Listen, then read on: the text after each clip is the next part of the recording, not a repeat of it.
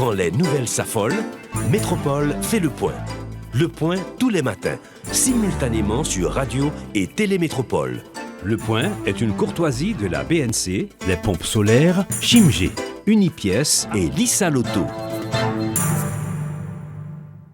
Madame, Monsieur, bien le bonjour et bien le bonsoir. Bienvenue sur Métropole à l'heure de la rubrique Le Point. Aujourd'hui, on va parler livres en folie, on va parler livres et l'actualité aussi, avec le rédacteur en chef du journal Le Nouvelliste, structure organisatrice de Livres en folie. On est à la 29e édition du plus grand événement littéraire du pays, Livres en folie, qui se fait cette année à l'hôtel Caribé. Donc, plus d'une cinquantaine d'auteurs en signature, plus de 1000 titres, s'il le faut, en vente aussi.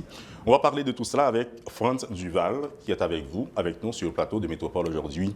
Rebonjour, rebonsoir à vous tous et à vous toutes. Bienvenue sur Métropole, bienvenue, M. Franz Duval. On se le disait, ici ou là-bas, on est toujours ensemble. Un plaisir de vous accueillir ici aujourd'hui. Bonjour Jean-Jules Desauguste, bonjour aux auditeurs et auditrices de Métropole. Un plaisir d'être avec vous ce matin. Le Nouvelliste a fêté un nouvel anniversaire dans un climat particulier, socio-sécuritaire particulier. Au cours de cette année, vous avez connu des drames, surtout avec l'attaque contre notre confrère, Robertson-Alphonse, Franz Duval. Tout à fait. Le Nouvelliste a célébré le 1er mai dernier son 125e anniversaire. 125 ans pour un média, pour une institution en Haïti. C'est une date, c'est un parcours, c'est une histoire aussi, et jalonné ces derniers temps par, comme vous venez de le dire, le drame qui a frappé Robertson-Alphonse en octobre dernier. C'est la première fois dans l'histoire du journal qu'un de nos membres a été ainsi attaqué. Il a failli perdre la vie. Pour nous, c'est une tentative d'assassinat. Et encore une fois, le Nouvelliste a dû laisser son local historique au centre-ville pour monter à Pétionville, comme c'était le cas après le séisme, parce que la situation sécuritaire est difficile au centre-ville. Comment va Robertson-Alphonse aujourd'hui? Il va mieux, il va bien, il a repris la plume, il a repris le micro, il est sur Magique, il est dans le Nouvelliste. Il se remet, il se reconstruit, et lentement, mais sûrement. On n'a jamais eu d'informations de ce qui s'est passé, de ce qui est arrivé. Il y a des gens qui ont parlé de tentatives d'enlèvement, d'autres ont parlé de tentatives d'assassinat, de des informations. De ce que Robertson dit avoir vécu, et c'est ce que le Nouvelliste a retenu, c'est une tentative d'assassinat, parce qu'on n'a pas essayé de le capter, enfin de le tenir. Enfin, des gens sont descendus de voiture et ont ouvert le feu sur sa voiture à lui. Le Nouvelliste à Pétionville, et c'est à Pétionville aussi, la 29e édition de Livres en folie. Tout à fait. Livres en folie revient pour une deuxième année au Caribé. Le Livres en folie avait arrêté de faire des événements publics avec la COVID. Et on est revenu depuis l'année dernière, nous sommes au Caribé, et cette année encore, le 8 juin, il va y avoir une nouvelle édition de Livres en folie au Caribé. Mais depuis hier minuit, 5 juin, Livres en folie a commencé, a débuté sur le site www.livrenfolie.com où les 1180 titres disponibles cette année sont en vente et où les gens peuvent acheter les livres et regarder, choisir, participer déjà à Livres en folie et à la production littéraire haïtienne. Il y a beaucoup de particularités, Franz Duval, dans cette édition. D'abord, une pétition qui est sortie contre l'un de vos invités d'honneur. Il y en a eu deux. Et il y a des gens qui pensent que le premier a abandonné la course à cause de ce scandale, entre guillemets, si on peut appeler ça scandale. Des auteurs, des écrivains haïtiens se sont prononcés contre votre invité d'honneur officiel, le général président Prosper Avril. Donc, on lui reproche beaucoup de choses, mais comment est-ce que vous avez tenu dans ce sens-là? Le Nouvelliste a invité Prosper Avril, dont on l'a dit dès le 14 février, le jour où on a annoncé les invités d'honneur pour cette édition 2023. D'abord, on a invité l'écrivain, l'auteur, celui qui est en signature à Livres en folie depuis des années, celui qui était l'une des meilleures ventes dans l'édition 2021, mais celui dont les livres sont présents à Livres en folie depuis 1997. Celui qui a été en signature pendant de nombreuses fois à Livres en folie, parce que Prosper Avril, c'est une vingtaine d'ouvrages. Prosper Avril, c'est aussi des thématiques qui intéressent nos lecteurs, qui intéressent les lecteurs en général, qui intéressent la problématique haïtienne aujourd'hui. Quels sont les thèmes traités particulièrement par Prosper Avril? Il y en a 3. Il y a Prosper Avril qui parle du bilan du président Avril. parce qu'il a géré le pays pendant une certaine période, de septembre 1988 à mars 1990.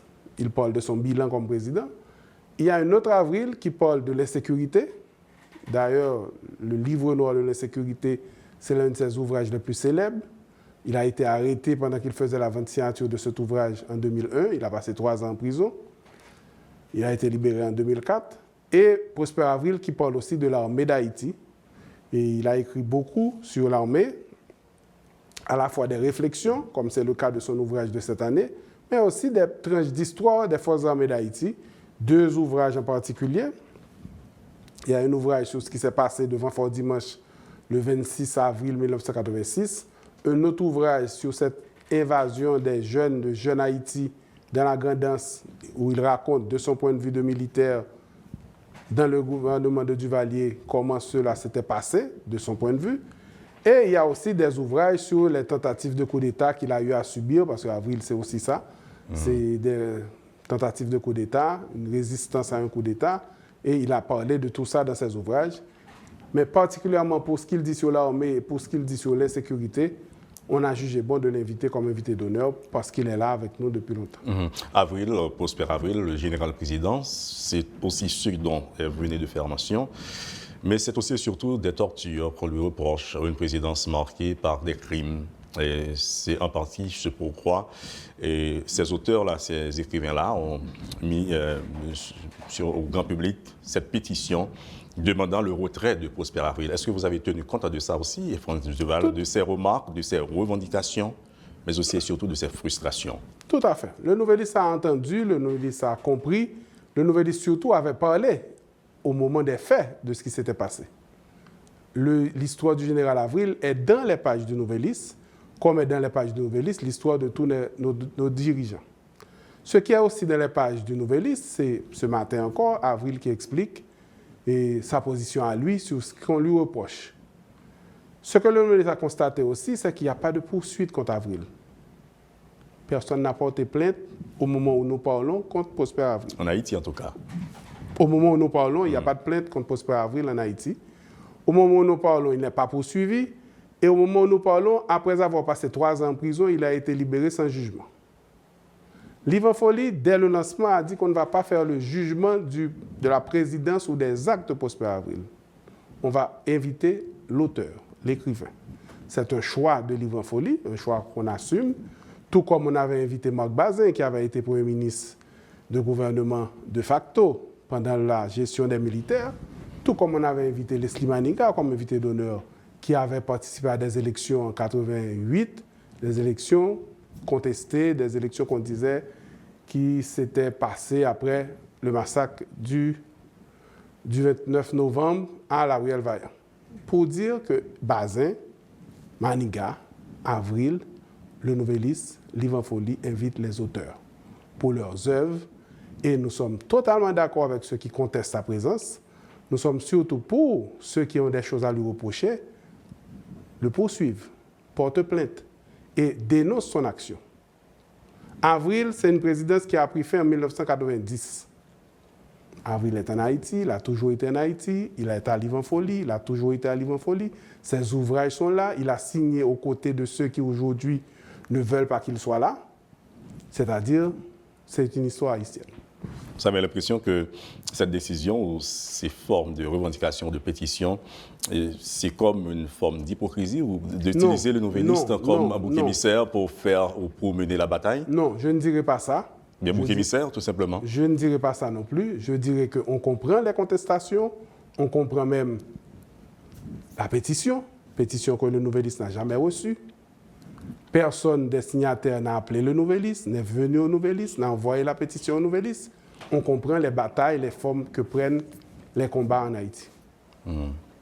Mais est-ce que souvent, le côté moral des auteurs, j'allais dire, importe peu dans le cadre des choix de désignation comme invité d'honneur ou comme participant, tout simplement? Cette problématique est mondiale. Est-ce que c'est l'œuvre ou est-ce que c'est l'homme? Dans le cas du livre Folie, c'est l'œuvre. C'est d'abord l'œuvre et c'est la seule raison pour laquelle on peut être invité d'honneur. C'est l'œuvre, qu'est-ce que l'œuvre apporte, qu'est-ce que l'œuvre? Où s'inscrit l'œuvre dans l'histoire de Livre en folie, dans l'histoire d'Haïti et dans les problématiques qui sont les problématiques actuelles. À chaque fois qu'on choisit un invité d'honneur, c'est l'œuvre qui décide. Et c'est un choix, parce qu'il faut être guidé par des principes, c'est l'œuvre. Et cette année, le général Prosper Avril écrit sur les forces armées d'Haïti et c'est peut-être l'une des raisons de ce choix comme invité d'honneur. Aussi, comme je l'ai dit, aussi, et c'est l'insécurité pour ses œuvres précédentes et l'armée aujourd'hui, parce que l'armée, on se pose la question, voilà qu'on a une armée. Les FADH ont été remobilisés par le président Moïse, mais les FADH ne peuvent faire que des parades pour le moment. On a vu les forces armées d'Haïti parader, mais on n'a pas vu les forces armées d'Haïti dans la bataille contre l'insécurité, par exemple. Qu'est-ce qu'on fait avec l'armée? C'est une question qui doit nous intéresser, c'est une question qui doit nous interpeller, et il se trouve qu'il y a des gens qui sont un peu plus qualifiés que d'autres pour en parler. Prosper Avril a été lauréat de sa promotion à l'Académie militaire. Prosper Avril a fait toute sa carrière dans l'armée. Prosper Avril a fini lieutenant général des forces armées d'Haïti. Commandant-chef, ensuite président. Il a la légitimité pour parler des forces armées d'Haïti. Il a quelque chose à dire. Et les uns et les autres ont quelque chose à tirer en bien, en mal, pour critiquer, pour analyser, pour retenir 1 ou 2 points de ce qu'il nous propose. À travers votre argumentaire, on comprend que l'important, c'est la rose, et la rose, c'est l'œuvre en ce sens. On va faire une transition en douceur. Franz Duval, Livre folie. Il faut dire que le président Avril n'a jamais été quelqu'un qui a été encensé dans le Nouvelliste. Parce que c'est ça aussi le Nouvelliste. Le Nouvelliste a une distance vis-à-vis et un regard critique sur ce que le président Avril a fait. Mais en même temps, l'œuvre a toujours été présente à Livre en folie et c'est à ce titre qu'elle est là. Alors, la petite nuance, c'est qu'il y a le Nouvelliste, il y a Livre en folie. C'est peut-être... Le Nouvelliste organise Livre en folie. En effet. Franz Duval, on voudrait faire avec vous cette transition en douceur, Livre en folie et insécurité. Il y a de cela quelques années, 2 ans environ, Livre en folie était en ligne, tout simplement, à cause d'une autre forme d'insécurité. C'était une insécurité sanitaire. Aujourd'hui, Livre en folie est à Pétionville. Autrefois, c'était au Champ de Mars, je crois. Alors, Livre en folie... Est-ce que c'est l'insécurité qui vous pousse Livre en là-haut folie, aussi? c'est une longue histoire d'implantation. Livre en folie a commencé à Pétionville en 1995. C'était au complexe Promenade. C'était une toute petite foire. C'était à peu près 300 personnes qui sont venues ce jour-là. Livre en folie, après quelques années, a été au Cercle Bellevue, à Bourdon, où, devant le succès, on a dû aller à Tabar, au parc historique de la Canne-à-Sucre. Pendant des années, Livre en folie s'est tenu au parc historique de la Canne-à-Sucre. Ensuite, Livre en folie a été au Champ de Mars, c'était au Mupana. Et après ça, Livre en folie a été au parc Unibank à Tabar encore. Et est venu la Covid. Et à partir de la Covid, on a dû faire un retrait, faire seulement Livre en folie online. Et depuis 2 ans, on est retourné, on est là au Caribé et online. J'allais vous demander ce qui caractérise vos choix d'endroits de lieux. À chaque fois, c'est qu'est-ce qui est disponible, qu'est-ce qui est beaucoup plus facile, qu'est-ce qui peut être fait, qu'est-ce qui est disponible. Parce que quand on décide d'inviter des gens, c'est-à-dire le grand public, à venir à une activité, on doit l'accueillir dans de bonnes conditions. À la fois des conditions de sécurité, mais aussi à la fois des conditions d'hospitalité, tout simplement. Aujourd'hui, il n'y a pas beaucoup de locaux disponibles pour faire quoi que ce soit en Haïti. Donc, on se rappelle que le Nouvelliste a laissé le centre-ville, pour Pétionville, Livre en folie aussi. C'est tout ça à cause de l'insécurité quelque part. La dernière édition, la 25e édition, a eu lieu à Tabar. C'était au parc Unibank. Mais là, maintenant, on est au Caribé. À cause de l'insécurité? Non, parce que c'est le meilleur endroit pour faire une activité, parce qu'il n'y a pas d'autre endroit pour faire des activités. D'ailleurs, il n'y a pas d'autres activités grand public. OK. Mais l'insécurité ne vous frappe pas, on dirait. L'insécurité frappe tout le monde, y compris Livre en folie. Qu'est-ce que vous espérez pour cette année? Une participation du public au moins égale à celle de l'année dernière. L'année dernière, c'était comment encore? C'était à peu près 2000 personnes qui étaient venues participer à Livre en folie. On espère encore cette année avoir le même nombre. On a l'impression qu'aujourd'hui, les gens ne lisent pas en Haïti. C'est ce qu'on dit chaque jour. Mais l'édition ou Livre en folie... Les gens ne font que lire. C'est-à-dire? Les gens ont un téléphone, ils ne font que lire. En réalité, on lit beaucoup, on lit toute la journée. On n'a jamais autant lu, autant écrit en Haïti. Est-ce qu'on lit les livres? Ça, c'est autre chose. C'est ce que j'ai voulu dire, peut-être en termes de précision. Mais la lecture, c'est la distraction principale, la lecture. On regarde des vidéos et on lit des commentaires. Et on dirait qu'il y a tellement On écrit des commentaires. Mais on ne lit pas les livres. Parce qu'on est en train de perdre l'habitude de lire. Parce qu'aussi, il y a un nouveau public qui est arrivé au téléphone portable qui n'étaient pas dans les livres avant. Ça aussi, c'est une éducation à faire et à refaire même dans certains cas. J'allais vous dire, est-ce qu'aujourd'hui, le novelliste arrive à tenir ou composer avec tout ça? Oui, le novelliste est disponible sur tous les réseaux sociaux, le novelliste est disponible online. Le novelliste a un site depuis 2006. J'ai voulu parler de livres en folie surtout. Ah non, ok, excusez-moi. Non, on va faire avec. Parce que qu'est-ce qui se passe? Il y a eu les éditeurs qui ont parlé ces derniers temps dans la presse, et deux, particulièrement la Maison des Champs, qui a expliqué que oui, il y a un problème, mais il y a d'abord un problème économique, parce que les gens ne viennent pas faire les livres. Parce que ça coûte de plus en plus cher d'éditer un ouvrage. Ensuite, il y a un problème d'achat, de pouvoir d'achat pour les acheteurs. Ça aussi, c'est une difficulté majeure. Ça, on l'avait déjà compris parce que depuis des années, Livre en Folie, c'est le principal moment pendant lequel on achète des ouvrages en Haïti parce que le rabais, c'est 40%. Des gens attendent une année pour acheter un Livre en Folie. Mais la troisième difficulté, c'est une difficulté globale. Les jeunes ne sont pas sensibilisés à la lecture. Les écoles sont de moins en moins disponibles pour être des vecteurs de transmission d'ouvrages. Parce que des fois, on vous disait, il faut lire tel livre, il faut lire tel livre, il faut lire tel livre. Aujourd'hui, l'école, c'est beaucoup de semaines perdues. Et quand on perd beaucoup de semaines, on perd aussi le temps d'aller aux distractions. On se concentre sur l'essentiel. Sur l'essentiel. Et la lecture perd dans ce combat-là. Et parce que toutes les écoles ont réduit leurs heures d'ouverture, leur nombre de jours d'ouverture. Et enfin, il y a les temps qui changent. Les temps qui changent, c'est quoi? Eh bien, les gens sont de plus en plus attrapés par d'autres distractions. À un certain moment, il y avait les livres, ensuite il y a eu la radio, ensuite il y a eu la télévision, aujourd'hui il y a Internet, et le livre fait un combat titanesque pour essayer de survivre. Est-ce que vous avez l'impression que Livre en Folie tient le coup pour la forme ou pour le fond, ou les deux, en ce sens-là? Le Livre en Folie tient le coup parce que Livre en Folie, c'est une institution qui maintenant va avoir 30 ans. Mais en même temps, Livre en Folie regarde ce qui se passe et se dit qu'un matin, peut-être qu'on va passer à autre chose. Il y a de cela quelques années, la version de vente online n'existait pas. Ça n'existait pas. Aujourd'hui, le site Livre en Folie qui fonctionne une semaine est quasiment l'un des principaux sites marchands en Haïti pour vendre un produit concret qui est un livre. Il y a de cela quelques années, on a vendu 10 000 livres dans Livre en Folie online. C'est un record. On va essayer de continuer à le faire, mais il y a des difficultés, il y a d'autres difficultés. On va online, mais ensuite il faut livrer. À un certain moment, vous livrez le livre chez vous. Depuis 2 ans, vous devez venir chercher le livre. Parce que faire circuler des porteurs pour aller apporter les ouvrages, c'est compliqué à cause de l'insécurité dont on parlait tout à l'heure. Alors le livre a toutes sortes d'obstacles face au livre. On comprend que les versions que vous vendez en ligne, ce ne sont pas des versions numériques, c'est non, c'est des versions physiques, totalement physiques. Ce n'est pas le livre électronique qu'on vend. On fait la vente électronique, mais c'est des livres physiques. Physique, c'est-à-dire on n'est pas encore même de franchir cette étape? Non, l'étape est franchie, sauf que l'étape n'est pas franchie avec des moyens haïtiens. Il y a des ouvrages, livres électroniques qui sont disponibles. Vous achetez sur Amazon un livre haïtien, vous le lisez en version électronique. Mais ce n'est pas une plateforme haïtienne. Les auteurs mettent certains ouvrages disponibles en version électronique. Là, à vous entendre, c'est comme si en version électronique ou bien en ligne, ça rapporte beaucoup plus qu'en version physique, où l'on va dans un lieu arriver au autre. C'est plus intéressant? Non, enfin, c'est pourquoi on offre les deux. On aurait pu rester après la COVID seulement online.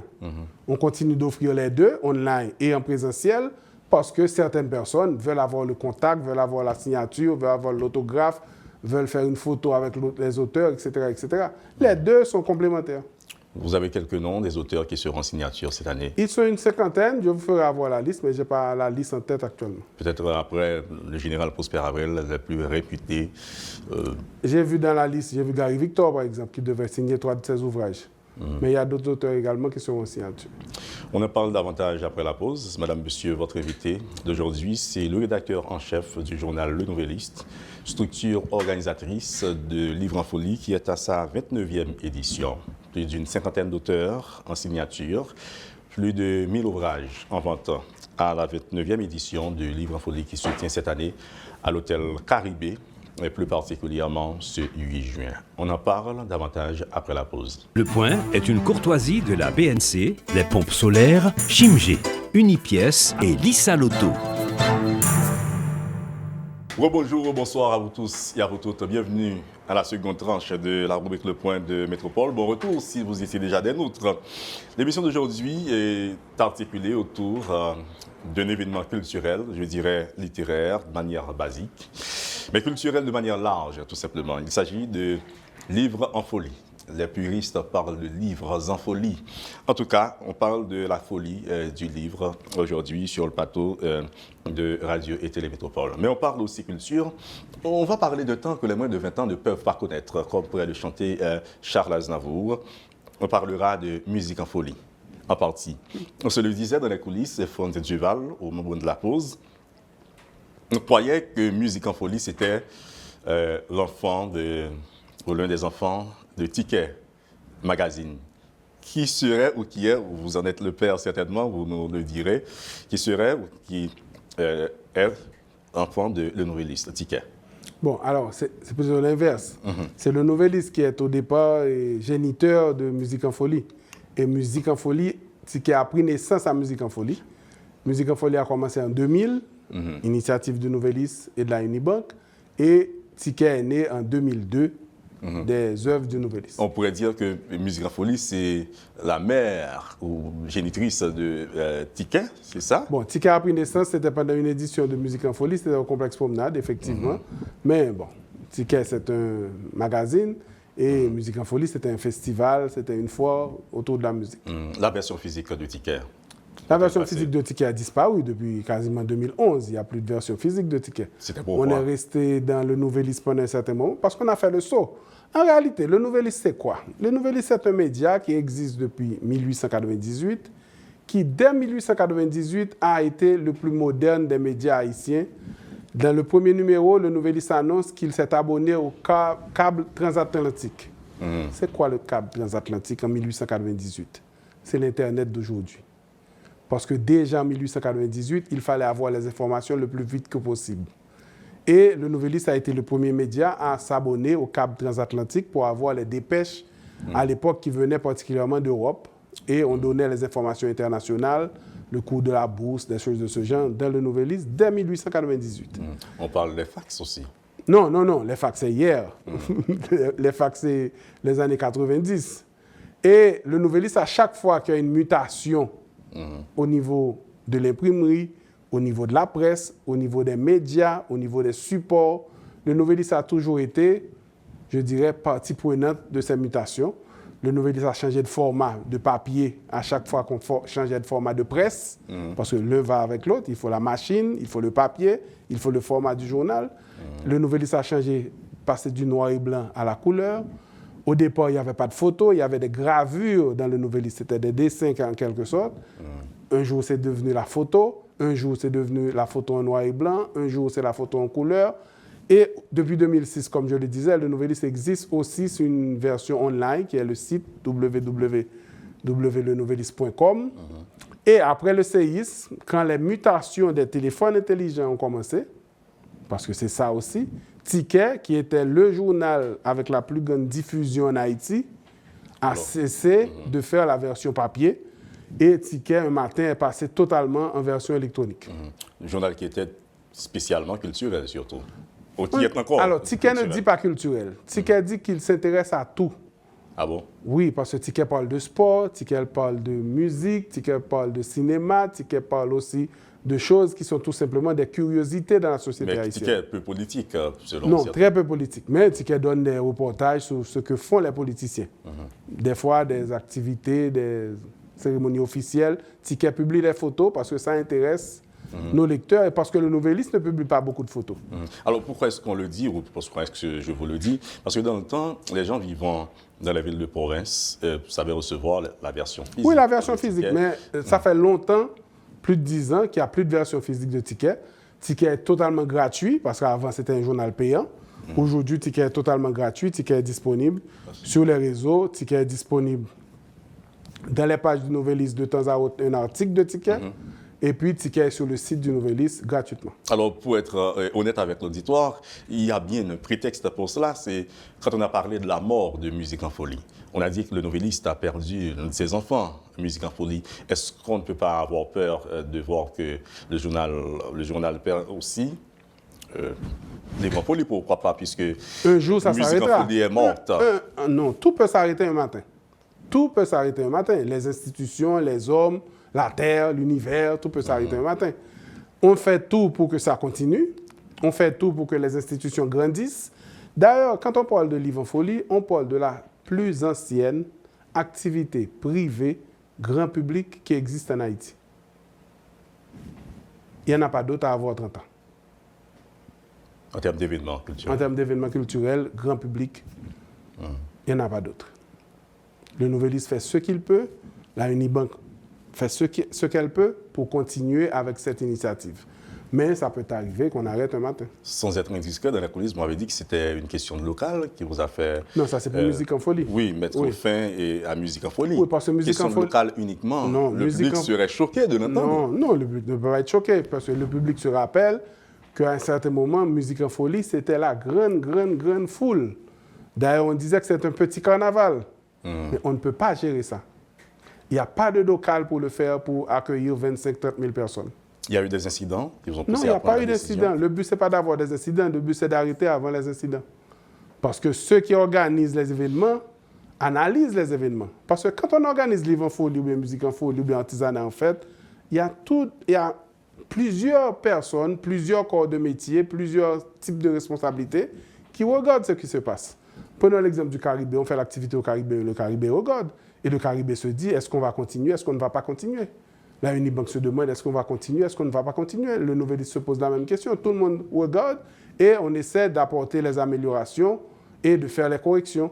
Les éditeurs regardent, les auteurs regardent. Chacun est concerné par une partie de l'activité et tout le monde apporte sa pierre à la réussite. Alors, je vais poser une question que n'importe quel auditeur pourrait poser aussi. Je suis n'importe quel auditeur de vous. Le premier peut-être, est-ce qu'il n'y avait pas moyen d'élargir aussi la vision au lieu de jeter le bébé et l'eau du bain? Quelle vision? Par exemple, avec l'élargissement, la fréquentation immense, les gens viennent et à Vous Musique en folie, par imaginez qu'on exemple. ne peut même plus faire le carnaval en Haïti? C'est ça, oui, Haïti. Non, alors, on est en train de voir, est-ce qu'il n'y avait pas moyen d'élargir aussi? Non. À un certain moment, il faut se dire qu'est-ce qu'on fait. Et il se trouve que Musique en folie, avant d'autres, a vu que ce n'était pas possible de continuer à élargir. Les conditions n'étaient pas réunies. Est-ce qu'on peut espérer, est-ce qu'on ne peut pas craindre ça aussi pour Livre en folie au cas où... Toutes les activités, y compris Métropole, ça peut s'arrêter un matin. Toutes les activités. Tout va s'arrêter enfin. Oui, c'est ça la vie. C'est ça la vie. Il n'y a pas moyen, par Et exemple... puis ensuite, il n'y a rien à craindre. Ça va arriver, ça doit arriver un jour. Il n'y a pas de crainte à avoir. Sauf que pour le moment, on fait tout pour avancer tranquillement. Vous savez, il y a des gens qui, à vous entendre dire ça, peuvent se sentir très choqués pour plusieurs raisons. De par leur amour, leur attachement, par exemple, aux événements, de manière générale, mais au journal Le Nouvelliste. C'est ça la beauté de la vie. C'est ça la beauté de la vie. À Livre en folie aussi. C'est ça la beauté de la vie, d'aimer, de perdre et de recommencer. C'est comme pour vous dire, ou pour nous dire qu'on ne vit pas sans mourir un peu, sans finir un peu. C'est ça la philosophie. J'allais dire que c'est très philosophique ce que vous dites, d'un rédacteur en chef du journal Le Nouvelliste. Est-ce qu'il n'y a pas là un peu de pessimisme? Non. Est-ce que cette pensée, je dirais nouvelle ou moderne que vous avez, n'est pas le fruit de la situation, des circonstances? Non, du tout. Mais ça, je le savais depuis toujours. Enfin, tu le sais aussi depuis toujours, que les choses commencent, grandissent et meurent. On n'a pas toujours envie de l'entendre. Ah non, ça c'est... Chacun peut se cacher derrière son petit doigt pour ne pas voir la vérité. Mais c'est la vérité pour toutes les organisations, pour toutes les institutions, pour tout. Sauf que je vous dis, en attendant, on fait de son mieux pour que cela dure le plus longtemps que possible. Mais tout s'arrêtera à un moment.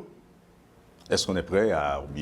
On a des préparatifs contre les intempéries au cas où les gens ne viendraient pas ou viendraient avec ce qui se passe aujourd'hui? Non, on a pris toutes les dispositions. Il se trouve que Livre en folie, en 29 éditions, a tout connu. La pluie, la situation politique, l'insécurité, tout. On a tout vécu. Et le beau temps aussi, vous n'en parlez pas. Aussi. Non, mais aussi. On a tout connu et puis on s'adapte à chaque fois. On s'adapte à chaque fois. Musique en folie est morte, Livre en folie est vivant. Qu'est-ce qu'il y a de spécial dans cette édition? Rien de particulier, rien de plus. C'est une édition comme les autres, avec beaucoup de jeunes auteurs, parce que c'est ça aussi, Livre en Folie. Livre en Folie, c'est la foire du livre. Alors, souvent, on oublie que c'est la foire du livre. C'est-à-dire que tous les livres sont invités à Livre en Folie. Depuis toujours, c'est ça la philosophie.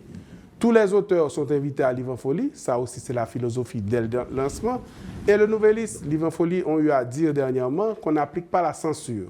C'est-à-dire? Tous les livres peuvent être là, tous les auteurs peuvent être là, tous les livres ont toujours été là, tous les auteurs ont toujours été là. C'est ça, Livre en Folie. C'est-à-dire qu'on vienne prêter d'autres intentions à Livre en Folie, vous dire on a reçu X, on n'a pas reçu Y. Chacun peut avoir sa vision, chacun peut avoir sa philosophie. D'ailleurs, Livre en Folie a l'avantage d'avoir créé, après son existence, des centaines d'événements liés au livre, qui n'existaient pas avant Livre en Folie. Créer, vous avez dit? Oui, non, provoquer la création. Alors, Livre en Folie a fait école. Est-ce que c'est ce que je dois comprendre? Tout à fait. Et d'autres institutions ont suivi, ont imité Livre en Folie en ce sens-là. On fait mieux, on fait autre chose, on a inventé d'autres sous-secteurs dans la foire du livre. Avant Livre en Folie, il y avait en Haïti seulement des ventes signatures. Des ventes signatures qui se tenaient en décembre, la majorité des cas. Et après, les livres, on n'en parlait plus, on attendait l'année prochaine pour un grand livre de Gaillard, un grand livre d'Orsainville. C'était ça. Et puis, Livre en Folie est venu, Livre en Folie a donné sa place à tous. Aujourd'hui, ce qui n'existait pas avant Livre en Folie, les maisons d'édition existent. Il y a 7 maisons d'édition qui seront à Livre en Folie cette année. Il y a 2 distributeurs qui seront à Livre en Folie. Il y a 48 autres institutions et maisons d'édition plus petites qui seront représentées par Communication Plus. C'est ça le travail qui a été fait en 28 ans. Livre en Folie est à sa 29e édition. Livre en Folie a vu naître de nouveaux écrivains, des écrivains qui n'étaient pas nés quand Livre en Folie a commencé. On a vu grandir des écrivains. On a vu tous les auteurs haïtiens quasiment décrocher des prix à l'international dans cette période de 95 à aujourd'hui. On se félicite de tout ça. Les lecteurs se félicitent de tout ça. La chaîne du livre, comme on dit, se félicite de tout ça. Parce que la chaîne du livre, c'est quoi aujourd'hui? C'est celui qui a écrit, qui dans sa chambre écrit. C'est celui qui va relire. C'est celui qui va corriger. C'est celui qui va composer. C'est celui qui va faire la partie infographique. C'est celui qui va faire l'imprimerie. C'est celui qui va vendre. Toute l'industrie. Voilà. Il y a une petite industrie du livre, fragile.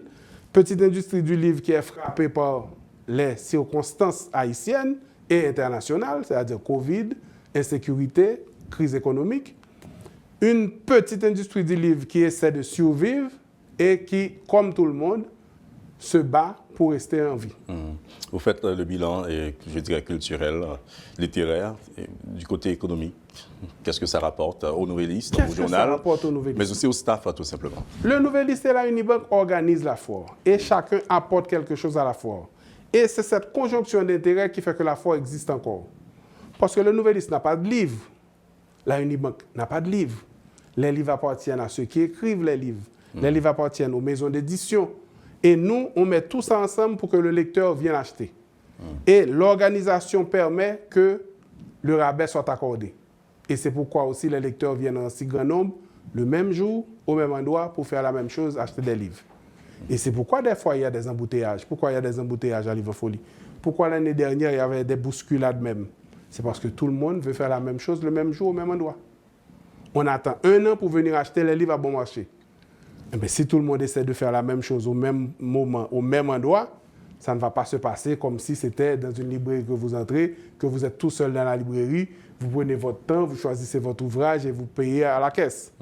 Livre en Folie, ce n'est pas ça. Livre en Folie, c'est une foire et c'est une foire grand public.